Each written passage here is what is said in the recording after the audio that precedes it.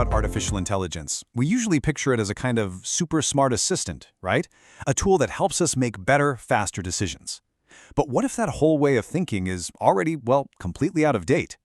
We need to talk about this, because the way AI actually fits into our world has changed. A lot. So here's the big idea we're going to unpack. In so many of the complex systems that are running things behind the scenes, AI isn't just giving us a list of suggestions anymore. It has quietly become the actual decision maker.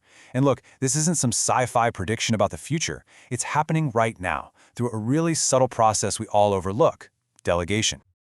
Okay, so here's how we're going to break this down. First, we'll look at this quiet power shift that's happened. Then we'll get really clear on what delegation actually means here. It's about authority. After that, we'll see how the whole system flips upside down, which creates this messy situation of responsibility without any real power. And finally, we'll talk about the illusion of control that keeps us from seeing what's really going on.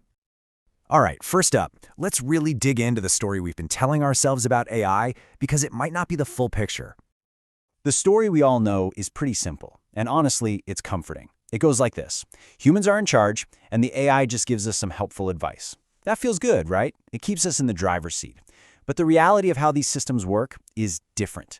In fast-paced environments with tons of data, an AI's recommendations don't stay recommendations for long. They become the defaults, and we all know how powerful defaults are. They're the path of least resistance, and they quietly dictate almost everything.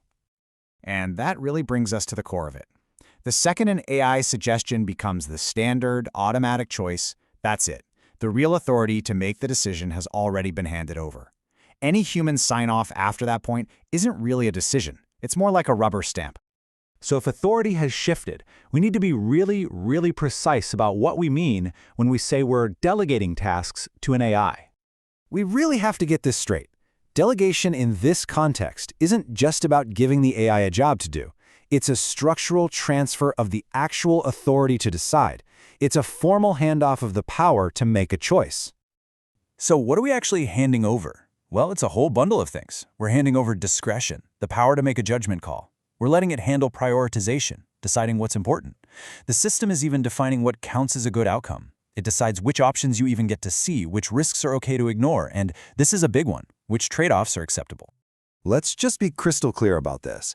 When you hand over all of that, you're not getting assistance anymore. You are delegating authority. And that changes absolutely everything about how the system works. Now, this is where things get really interesting, and maybe a little weird.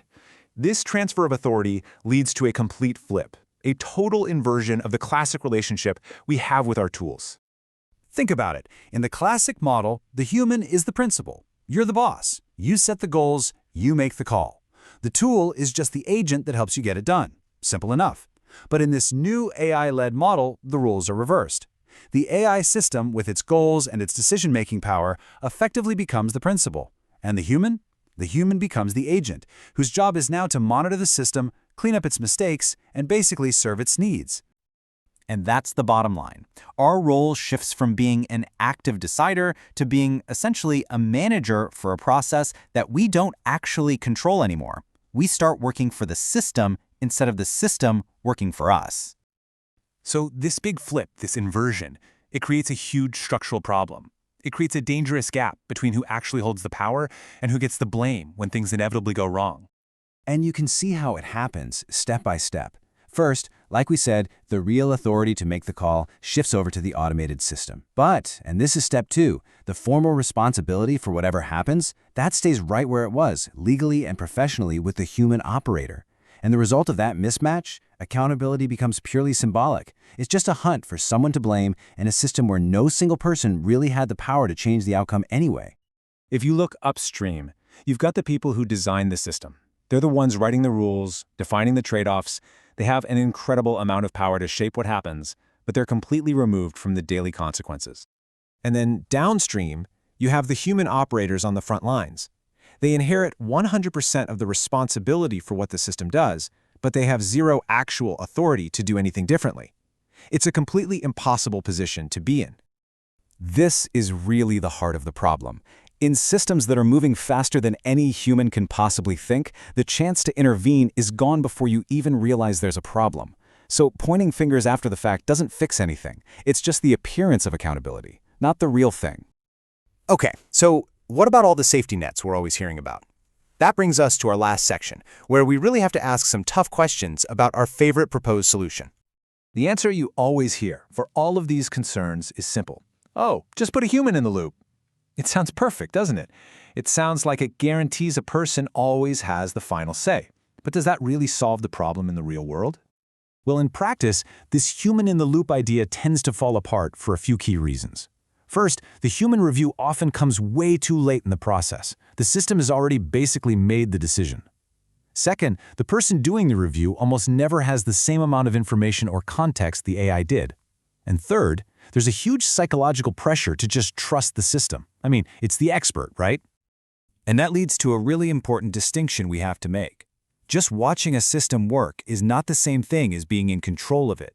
If the human in the loop doesn't have the real power, the time, and the context to say no, then it's just an illusion of control. It's not the real thing. So let's zoom out for a second and think about what this all means as these kinds of AI-led systems start showing up everywhere. As we see more and more of this kind of delegation, some clear patterns start to emerge. Decision-making speed just explodes, way past human ability. Responsibility gets so spread out across the system that it's impossible to know who's accountable. Real power gets concentrated in the hands of the very few who design these models, and when mistakes happen, they aren't just one-off glitches. They're systemic errors that can cause huge problems. Which brings us to the final, most important takeaway here. All of these challenges, authority, responsibility, control, these are not, at their core, technical problems that we can just fix with better software. They are problems of governance.